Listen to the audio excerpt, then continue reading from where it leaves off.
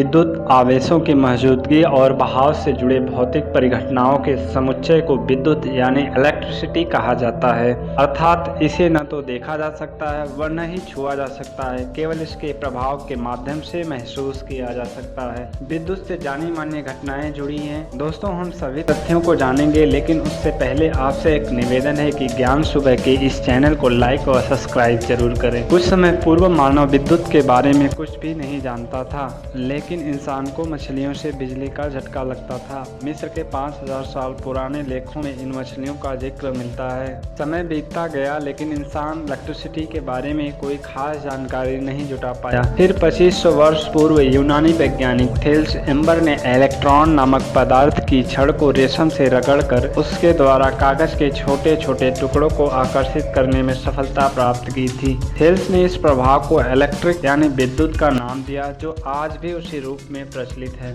क्योंकि यह विद्युत स्थिर स्वभाव वाली थी, इसलिए इसे स्टैटिक इलेक्ट्रिसिटी यानी स्थिर विद्युत का नाम दिया गया। थेल्स एम्बर का मानना था कि घर्षण की वजह से इन चीजों में चुंबकीय गुण उत्पन्न होते हैं, जो चीजों को अपनी तरफ आकर्षित करते हैं। लेकिन थेल्स गलत थे। विद्युत रहस्यमय चीज बनी रही जब तक कि 1600 ईस्वी में डॉक्टर विलियम गिलबर्ट ने स्टैटिक इलेक्ट्रिसिटी को समझाया। उन्होंने कहा कि चीजों को आपस में घर्षण करने से उनमें एक तरह का इलेक्ट्रिक चार्ज उत्पन्न होता है, जो चीजों को अपनी तरफ आकर्षित करने के लिए जिम्मेदार होता है। फिर 18वीं शताब्दी में बेंजामिन फ्रैंकलिन अपनी निजी संपत्ति बेचकर इलेक्ट्रिसिटी पर शोध करने लगे। जून 1752 में उन्होंने एक पतंग को ऐसे समय उड़ाया जब बिजली कड़क रही थी और उस पतंग की डोरी गीली थी। उन्होंने पतंग की डोरी में एक चाबी बांध दी थी और पतंग के ऊपर एक मेटल वायर लगा दिया था। बिजली पतंग की डोरी से होते हुए चाबी तक और चाबी हाथ को छू रही थी।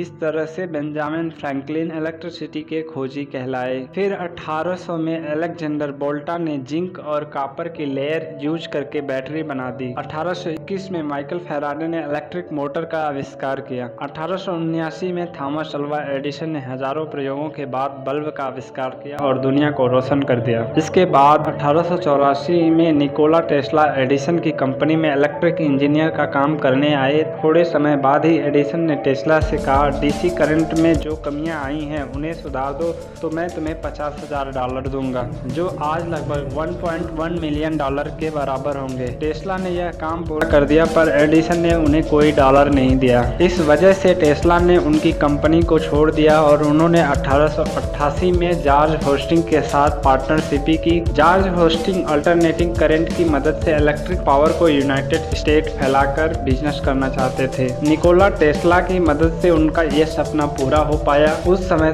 थॉमस एडिसन अल्टरनेटिंग करंट के विरोध में थे, क्योंकि वे डायरेक्ट करंट का बिजनेस कर रहे थे। उन्होंने अल्टरनेटिंग करंट को बुरा दिखाने के लिए अमेरिका में गलत जानकारियां फैलाई और एक बार तो उन्होंने हाथी को भी अल्टरनेटिंग करंट का झटका दिया। हालांकि डीसी करंट में काफ़ी कमियां थी। काफ़ी लोग इस करंट की वजह से मर चुके थे। घरों में आग लग जाती थी। ये करंट केवल 2 मील दूर तक ही जा सकता था। इसे आगे ले जाने के लिए हर बार एक वायर स्टेशन बनाना पड़ता था, जबकि टेस्ला का अल्टरनेटिंग करंट हजारों मीलों तक बिना रुके जाता था। बाद में एडिसन को हार माननी पड़ी और एसी यानी अल्टरनेटिंग करंट की जीत हुई। आज अल्टरनेटिंग करंट की मदद से पूरे विश्व में बिजली को दूर दूर तक भेजा जाता है। फिर सन 1905 में हमारे सबके फेवरेट अल्बर्ट आइंस्टीन ने फोटो इलेक्ट्रिक इफेक्ट पर एक पेपर लिखा। उन्होंने कहा कि लाइट छोटे छोटे पैकेज में ट्रेवल करती है। जब यह लाइट किसी मेटल पर पड़ती है तो यह मेटल इलेक्ट्रॉन को रिलीज करता है। इस खोज से क्वांटम रिवॉल्यूशन शुरू हो गया और अल्बर्ट आइंस्टीन को नोबेल प्राइज से सम्मानित किया गया। आज फोटो इलेक्ट्रिक इफेक्ट की वजह से इंसान सोलर एनर्जी से इलेक्ट्रिसिटी बना पाया है। इसी तरह धीरे धीरे इलेक्ट्रिसिटी का विकास होता रहा और 1947